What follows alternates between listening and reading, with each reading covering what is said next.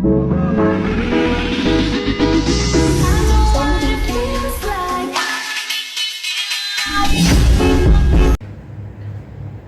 faktor mengapa pembangunan di Kota Madiun bagus dan berkualitas. Kita simak ulasan dari saya.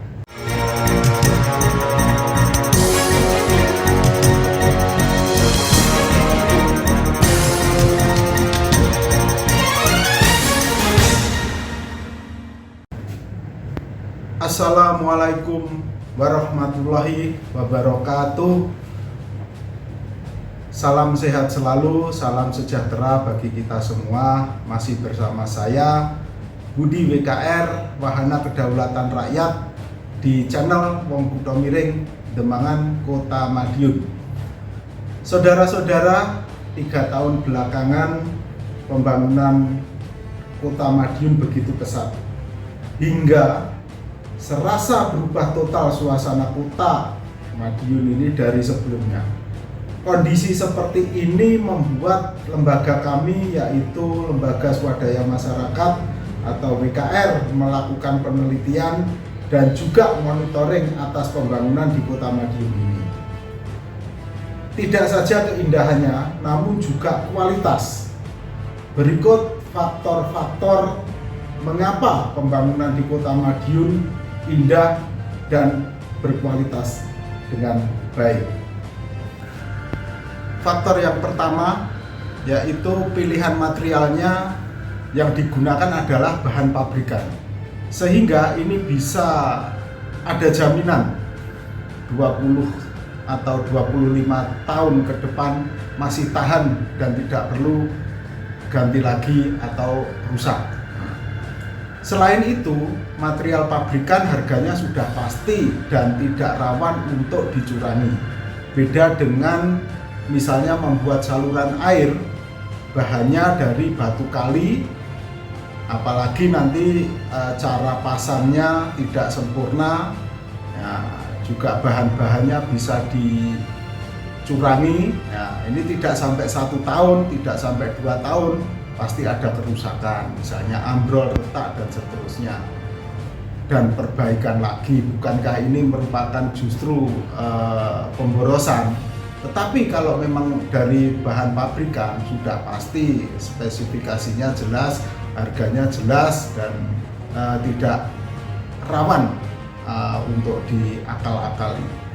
Kemudian faktor yang kedua yaitu pengawasan atau pengecekan langsung dari wali kota dengan mengajak media. Kita semua tahu wali kota ini rajin menyidak proyek yang ada di Kota Madiun. Begitu kurang baik, pasti langsung diberi tanda dan memesankan atau memberikan peringatan kepada kepala OPD yang bersangkutan untuk tidak mencairkan sebelum itu diperbaiki. Dan ini mengajak semua OPD, kemudian juga Forpimda diajak untuk sidak. Lalu juga faktor berikutnya yaitu yang sangat menunjang, yaitu dilibatkannya peran yudikatif, baik itu kepolisian maupun kejaksaan, untuk bersama-sama mengawal proyek yang ada di Kota Madiun, sehingga rekanan sangat berhati-hati dan berpikir ulang bila mana ada berbuat curang. Faktor yang keempat, peran swasta dengan program CSR-nya ikut andil dalam pembangunan di Kota Pendekar ini.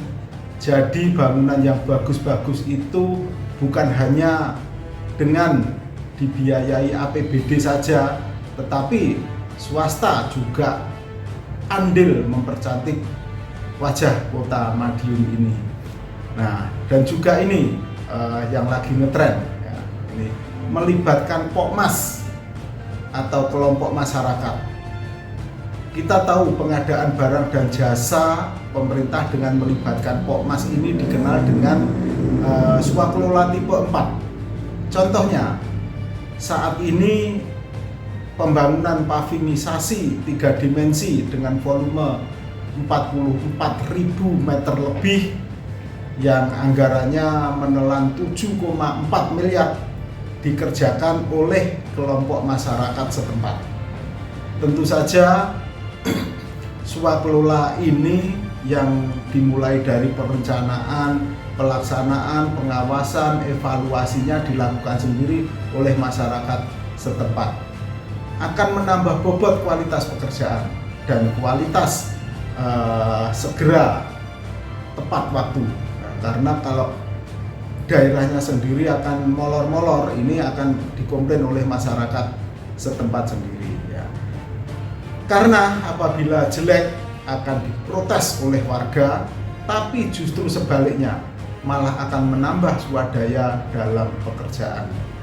Dengan pavingisasi 3 dimensi ini jelas akan menambah Kota Madiun akan semakin cantik.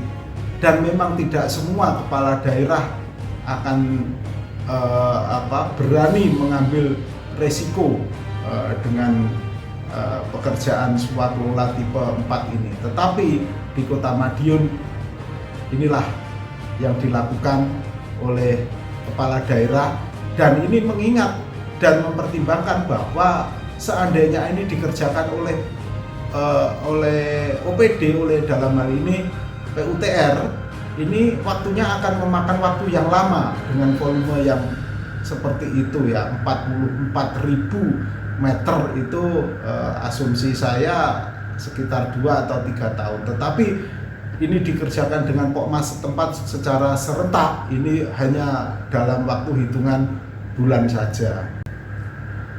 Nah, itulah saudara-saudara mengapa pembangunan di Kota Madiun beda dengan daerah lainnya.